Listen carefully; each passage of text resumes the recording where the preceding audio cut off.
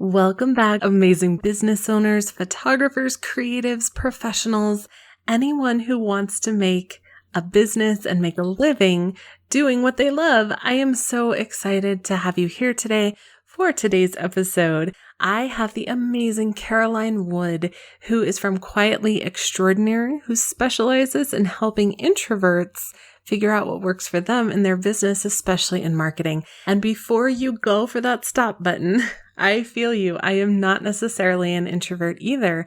However, we are going to talk about some things today that will apply to everyone. Things like aligning your business with what works best for you. I feel like I say this constantly in online business Facebook groups. You are the boss. You make the rules. I can share with you what works, but ultimately you get to make the choice for your business and your family. And Caroline and I are going to talk about that quite a bit today. So if you love this episode, can you head on over to iTunes and leave a review? I would so appreciate it. And I have a little freebie. So listen at the end of the episode to figure out how to get access to your free gift just for leaving a review, because I appreciate it that much. So let's dive in with Caroline and talk about business and marketing in the world of introverts, or even introverted extroverts like me. I can imagine some of you might feel some of these tendencies as well. Let's dive right in. Hey there, awesome people. I am Brooke Summer, and you are listening to Business Straight Up, the podcast for creative entrepreneurs to learn, connect, grow, and build the business and life that they dream of. Welcome, let's get going and dive right in.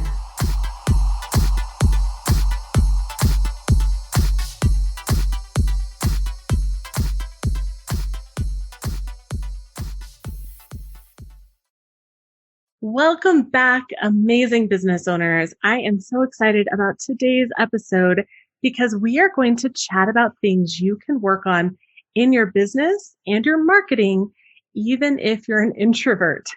Now, this is admittedly not something I struggle with a lot because I am usually extroverted, although when it comes to live events, it is seriously overwhelmed for me. So some of these things affect me as well. Caroline Wood is my guest today, and she specializes in helping business owners build a business that works with, not against, their introverted personalities. And if you're an extrovert like me, don't just hit the stop button, because the things we're going to talk about today apply to all business owners. Things like confidence and consistency and growth, things we can all use, right? I know I can. So thank you so much for being here today, Caroline. Thanks for having me, Brooke. First, I would love to know more about you. What has your journey looked like, and what has brought you to where you are today? Yeah, I've got quite a mixed journey. So I'm a trained accountant, I guess, is where I'd start. Really? Yeah, but I've worked in government, I've worked in big accounting firms, and then probably the last 15 years that I was in corporate, I worked in not-for-profits, both here in Australia and around the world. So I've been living in Namibia and also Laos. Oh, wow. Yeah, so really amazing experiences. But I just found that the more time I spent in corporate, the more I realised it didn't fit with my introversion and that I wanted to create my own business. And yeah, I did a few things. I did Facebook ads, which weren't I actually did well at that, but I didn't love doing them. And so I've slowly wound my way through and pivoted where I'm now supporting introvert business owners with things like their systems and their strategies, and via a marketing bundle with their marketing side of things. So that's sort of where I really ended up, sort of helping other introverts to get to the position where I am and use a lot of those skills that I got from being an accountant in the corporate world. I love hearing how people's previous lives, like not actual lives, but like previous jobs and things affect where they are today, because it's so funny that we think that something wasn't a good fit and yet it set us up perfectly for where we are, right? Yeah, I think there's just so much pressure on people, particularly teenagers these days, to get, right the first time round when they're leaving school. And it's just like that never happens in real life. Oh my gosh. My son wants to be a pilot. Like he'll have his pilot license probably by the end of this year. And I keep telling him, it's amazing that you know this now, but remember, you can always change your mind. Yes. Always options. Right. We can decide, and then we can decide again if we need to. Yeah.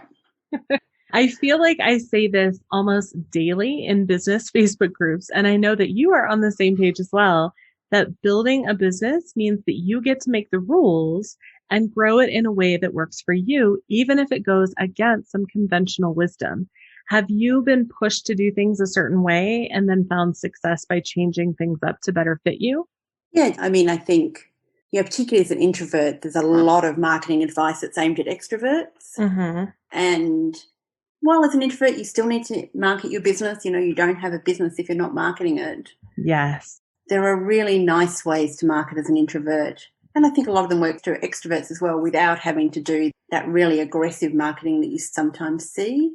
Yes. I think, there's so much out there about how you have to be cold calling people and doing all these other things, which feels bad to a lot of people, not just introverts. Yes. Well, and I think that sometimes people will either identify as one or the other, introvert or extrovert, when the reality is that it's not so black and white. There's a lot of different shades of gray as well. And I know a lot of people have called me an introverted extrovert because Yeah. I'm an extrovert. Small talk makes me want to wither and die. So there's a lot of different people that might have different tendencies towards either one. Yeah. Yes, there's some questions about Myers-Briggs. But yeah, there are Yes. 16 personality types. There's 8 versions of introversion. So Right? that's just so much scope in terms of who you are. And everyone is so individual. Yeah. So true. I just read or I listened to a podcast episode recently where an expert on personalities was talking about how often we will take something like Myers-Briggs or Enneagram, and when we find something that fits, that's how we start to identify, even if necessarily all the time. Yeah, definitely. I like to think that they're a guide without them being a set of rules. Yes. So even if you're an introvert, I know a lot of people think introverts don't like public speaking, but in actual fact, there's quite a few introverts out there who do because Hmm. it's a very controlled environment. They're very much in control of the conversation because they're presenting. So That's it doesn't true. feel quite so challenging for some introverts. Oh. Yeah. And I would imagine it might be easier because people can't just walk up to them and surprise them too. Yeah. And you know what the conversation's going to be about, so you can prepare. So I think Yes. that's, for introverts, being able to prepare for things is very important just because our brains tend to work a little bit slower. They've sort of found with the science. Yes. They like to, at least in my experience, examine things a little more. Yeah. There's even studies that show that with a thought process, there's a longer path that it takes in the brain, the information it goes through. So it just takes a little bit longer for the answer to pop out of an introvert's mouth than it probably does an extrovert. Interesting. I love learning things like this. It's so funny when people tell me I'm an Enneagram 8, and so that doesn't make sense to me. And I'm like, I don't know that that's necessarily an identity that we want to go with. Yeah. Like, again, kind of a set of guidelines, right? Yeah, totally. It is fun to find out a little more, though. Yes. So, being an introvert can mean that you don't necessarily thrive being surrounded by people, which can Mm. make conventional marketing a nightmare in a lot of Yeah. ways. What Yes. are 3 tips that you can share with someone who's feeling stuck when it comes to marketing because it doesn't really fit for them in the conventional way? I think probably my number one tip is remembering you're talking to a person. So rather That's than getting great. overwhelmed by a large audience, and you can do really good marketing and build really good relationships one-on-one using social media, making sure your email list sounds like you're having a conversation. When you're writing to your email list, that you're having a conversation with one person, that it's really about trying to develop those relationships, Yes. which I think again applies to everyone, but particularly for an introvert, if you think about it that way, it's much easier to manage that you're not trying to talk to everyone at once. Yes, it would seem less overwhelming. Yes.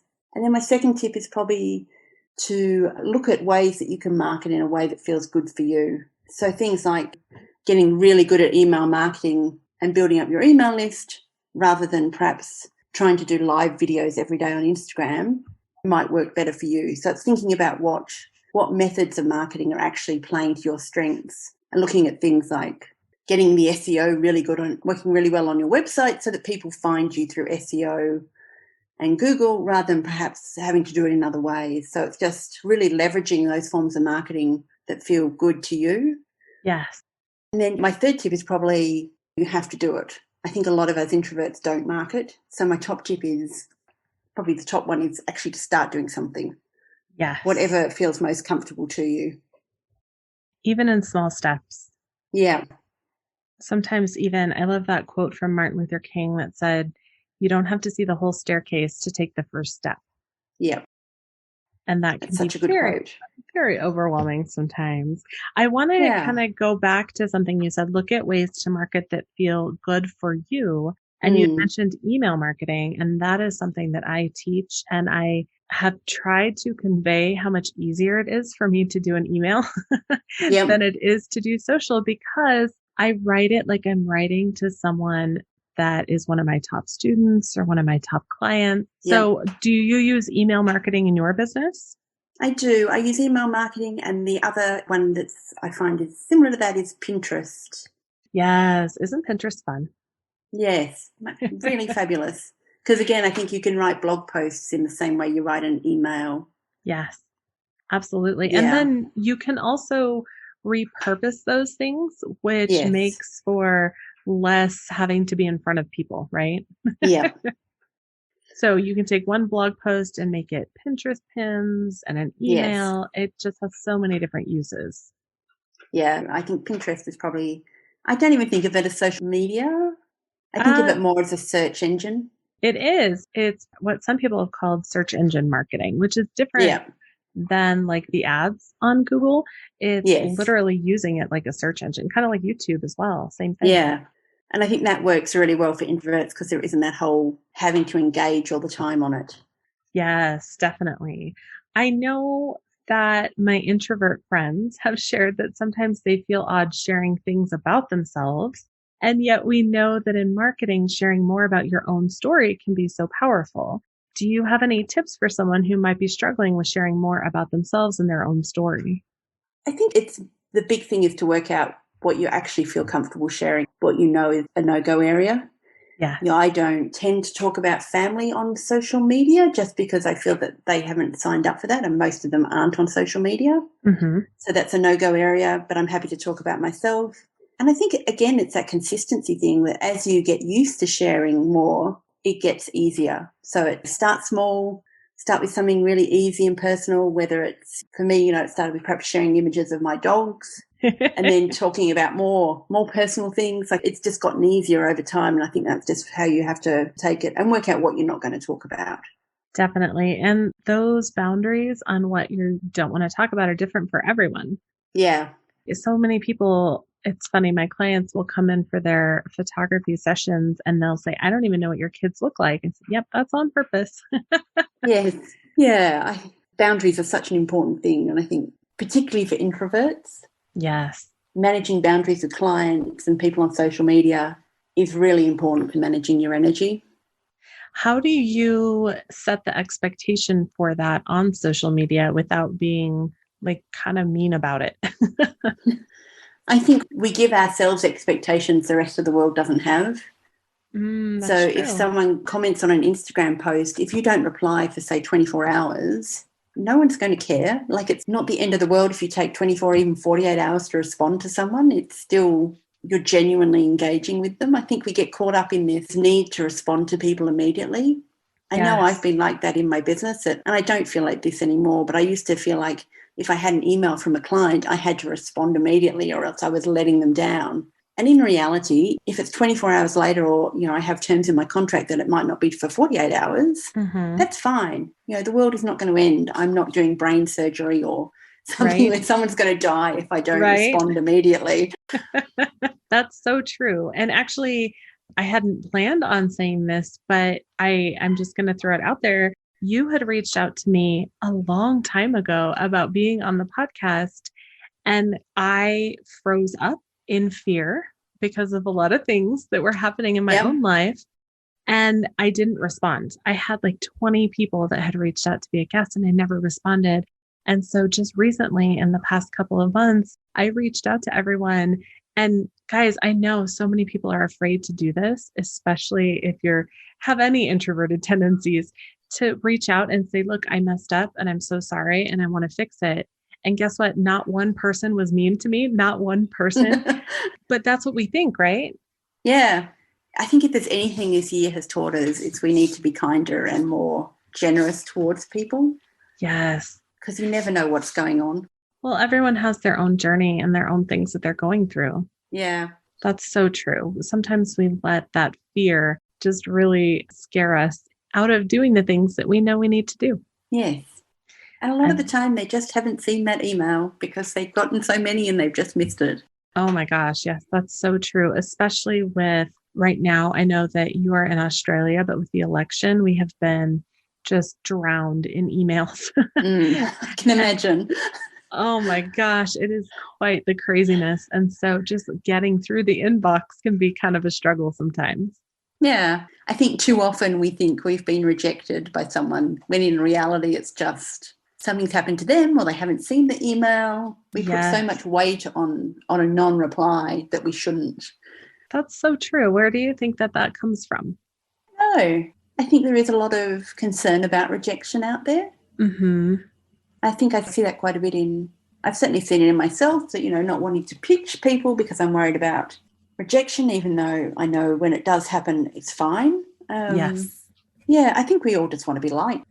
That's part it's of the true. problem. And in business, you have to learn that you're not going to be for everyone. That's true, but that is a hard pill to swallow sometimes. It is. I think there's very few people who don't want to be liked. That's very true. But sometimes letting go of that and understanding that we're not for everyone and that's okay is so freeing at the same time. Yes, it's just hard to get there sometimes. It is. It takes a lot of time, probably more than I would like. Yes. You probably hear or read all the time on podcasts and courses, various communities, that you need to do certain things or have specific processes in place to help with your business. Whether it's lead follow-up, email templates, or workflow, all of this can be so overwhelming, right? Especially when you don't know where to start. I have spent 15 years creating processes that are repeatable for my own business. And last year, I finally launched my online shop where my email templates, workflows, and questionnaires are all available for purchase. And just for my amazing podcast listeners, I have a special code available for you for 10% off of any product on the shop. Just head over to shopwithbrooke.com. Don't forget the E on the end of my name and use the code BSU podcast, like Business Straight Up Podcast, to get 10% off of any product, anything on the shop. Don't let overwhelm or all of the shoulds take precious hours of your time that you could spend with your family or doing what you really love. Check out the templates and pre-done systems that you can copy and paste and implement at shopwithbrooke.com to start rocking your marketing and your business today. So many marketing strategies that we see really focus on being seen and being Yeah. loud and being consistent when it comes to marketing and business. And obviously that's necessary because if we want Yeah. clients or customers and they don't know we exist, they won't be able to hire us. What can scheduling a week look like for someone who doesn't really want to go all the time? I think for me, batching has been really important. Oh my gosh, that's Because life-saving. I think because I know I'm going to have days when my introvert energy is down and I'm really not going to want to be visible. Yes. So it's really important for me that on days when I'm feeling really energized and upbeat, they're really good days for doing social media, for engaging and for getting that kind of thing. So for me, that's been a game changer in terms of managing my energy and still managing to be visible.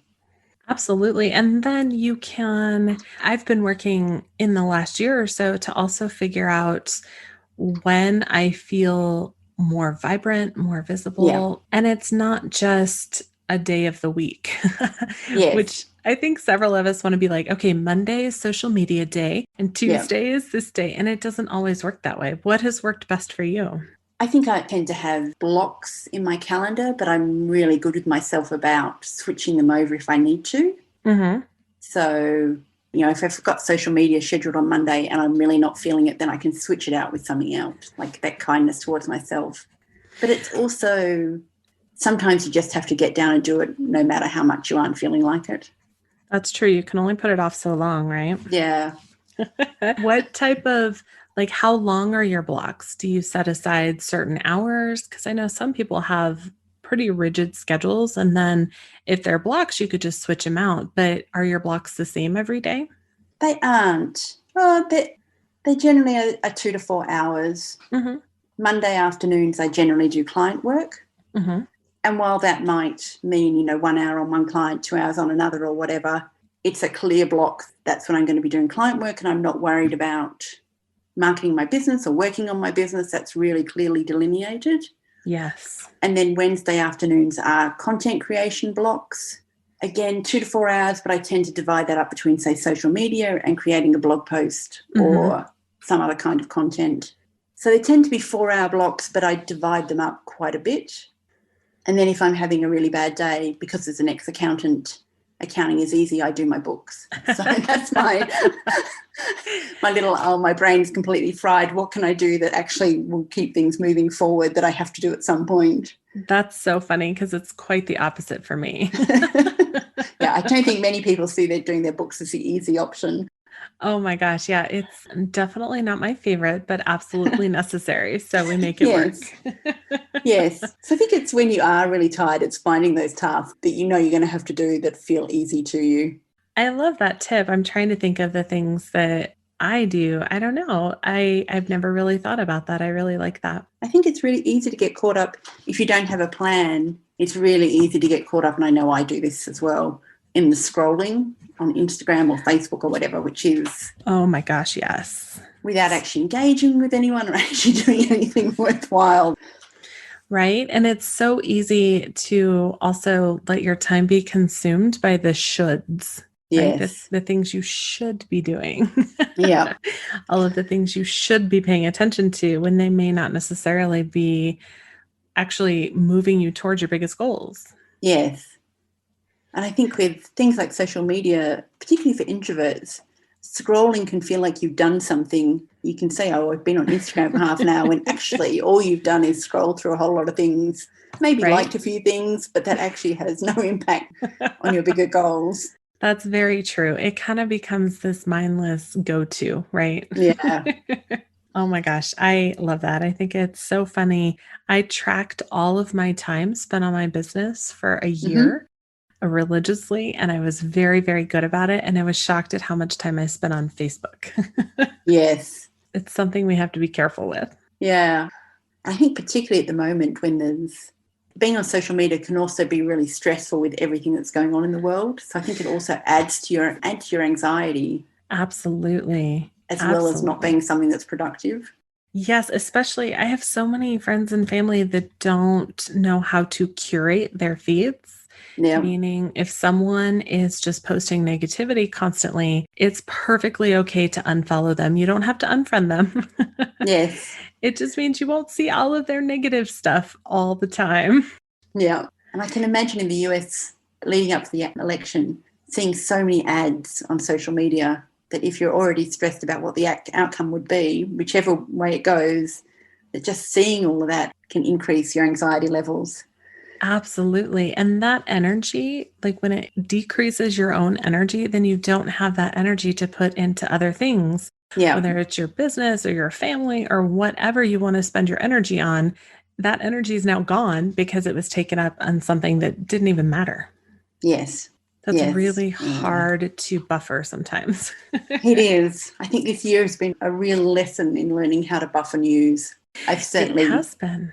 I was consuming way too much when the pandemic first started, and I've really cut back because it just got Yes. too much. Oh my gosh. Yes. We watched the news every single day for about a month. And after that, I was like, we can't do this anymore. Yeah. Because there was nothing beneficial. Like, Yes. you only need so much information, right? And Yeah. several hours a day is unnecessary. Yes. And I'm a bit of a news junkie, and I think I've really had to cut back on that habit because it has not been healthy this year. Yes. Oh my gosh. It's very true. I think that there are so many lessons to be had from this year. I always joke my husband is very much an introvert and I am very much not an introvert. And so He is perfectly happy being at home all the time, and I Yep. have had to be a little more creative. Yes. Although I think everyone is getting sick of Zoom meetings now. Right? I think we all just kind of need that in-person connection, Yep. even the introverts. But Yes. my son and I have talked about this quite a bit because he's the same tendencies for himself, that I love to be surrounded by people, but only certain people. Yes. It's been a weird year.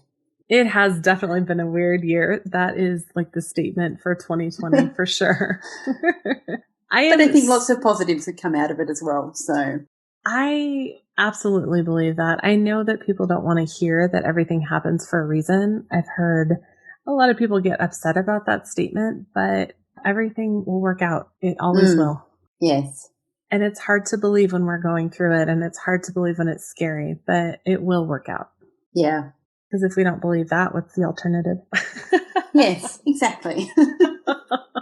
Thank you so much, Caroline. I am so appreciative of your time. I feel like introverts kind of get lost in the shuffle when it comes to the marketing type stuff. Is there anything that you would love to say to a newer business owner who may not be brand new, but is struggling with finding consistency in their marketing because they don't want to have that seen type of go get 'em attitude? I think it would be to find other introverts. I think, it's easy on Instagram with hashtags, but just go out there and find other introverts and actually see how they're marketing their businesses, because there are lots of successful introverts out there. So you need to go and find them and have a look at how they're doing things, be able to work out a way to market your business in a way that honors your introversion and still lets you have a successful business without needing to send yourself out of your comfort zone every single day. Yes, I love that. Have you found success in maybe hiring out some of the tasks that you don't necessarily want to do? I haven't. I think for me, because I find I like social media to be so personal, Mm-hmm. and because I use it mainly for relationship building, I haven't done that in the same way. I think it's something that I may look at in the future, but at the moment I enjoy it in terms of that building one-on-one connections rather than feeling like I need to be talking to the masses. Yes. And it is a more personal connection when you are behaving that way as well, right? Yeah. I have just started growing Instagram for my teaching business, and Yeah. it is slightly frustrating for me because I want to build connections there as well. So that is my focus, and that is what I love. And when these people just unfollow, and it just drives me crazy. Yes. I guess for me, I've moved away from, I'm not trying to grow my following anymore. I'm trying to connect with people who I perhaps want to collaborate with rather than sell to. Yes. And then use that to build up relationships for things like, being on a podcast or delivering a training in someone else's group, and using those as using them more as an opportunity for marketing my services. Well, and those relationships are what ultimately feed referrals too, right? Yes, definitely. Yeah, I think that there's I call them drive-by carding, like business cards at working events. Yes. There's the people who will just toss their business cards and hope for the best. And then there's the people who really want to make those connections. Yeah. And I think that's a really good way for introverts to use social media, is to look at it as a way to connect and build up networks in a way that feels good. Yes, definitely. Because when you're aligned with what you're doing, it is almost always more successful. Yes, definitely. Oh my gosh. I appreciate you being here today, figuring out how to build a business to fit into your life using things that actually work for you instead of forcing yourself to do something that doesn't align is something that so many of us learn the hard way. And you have amazing insight for the introvert or even introverted extroverts like me. Where can people learn more about you and connect with you and learn more about what you do?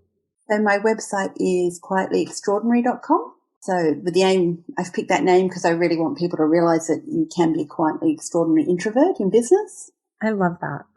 And then my social media handle on most of the social media is just Quietly Caroline. I love that. I love that so many people think that you have to have this huge presence, right, to make a difference. And that's not always the case. No, not at all. there's some big name introverts out there who've made some significant changes to the world, but they do get talked about. I think it's just people don't think of them as introverts. They just see them as successful people, which is a really interesting That's true. thing. That's true. Every time I read Denise Duffield Thomas's books, she talks about how she's an introvert and there are certain things that just don't work very well for her. And I always find it interesting that she says she's an introvert because she doesn't seem that way to me. Yes. Yeah, I think she's a really good example of, and I know she does a lot of batching and things like that, of creating a business that works for you. Definitely. I love this information. I feel like I identify with it as well, even though I wouldn't call myself an introvert, but I definitely identify with the batching, especially. To all of the listeners and business owners that have joined us today, thank you so much for listening. I am truly honored that you pressed play and spent this time with Caroline and I. If you are someone that loves to help other people and you know someone who can use this information, maybe a business owner friend that you have that feels like they are just too shy to make this work, please forward this episode over to them. If you are thinking, wow, this content was amazing, Brooke, how can I ever thank you? I have a way you can thank me. If you can head on over to iTunes and leave a review. I know it takes a couple of minutes. It seems small, but those reviews mean so much to us in the podcasting world. It helps me know how I can better serve you, and it helps me to have amazing guests like Miss Caroline here. So hit pause now, leave a review, and if you screenshot your review before you submit it and email over to hello@businessstraightup.com, I will send you a free gift. Please leave those reviews so we can continue bringing you awesome content every week. Thank you so much for your time, Caroline. I'm so glad we could connect today. Thank you so much for having me. It's been lovely to chat to you. It is such a nice conversation with someone that's a little more chill. I feel like everyone right now in the world, everyone's so anxious right now, right? Yes, they are. And understandably, I mean, things are volatile and a little crazy this year, but you know what? We'll all get through it. We will. And thank you to all of my listeners. And I have an assignment for you, some homework, if you will. I want to know what is something that you have been trying to do that doesn't quite fit, and how are you going to change it up a little bit this week? Let me know in the community at businessstraightup.com/community. It is time to start stepping into the CEO role of your business, which means aligning yourself with what works for you, even if it's not what everyone says you should do. When you align with what you love, you will know how much what you do really matters. You have the power to impact your clients and change the world. And I can't wait to watch your business grow. Thank you again, Caroline. Thank you. Have an amazing rest of your day, everyone.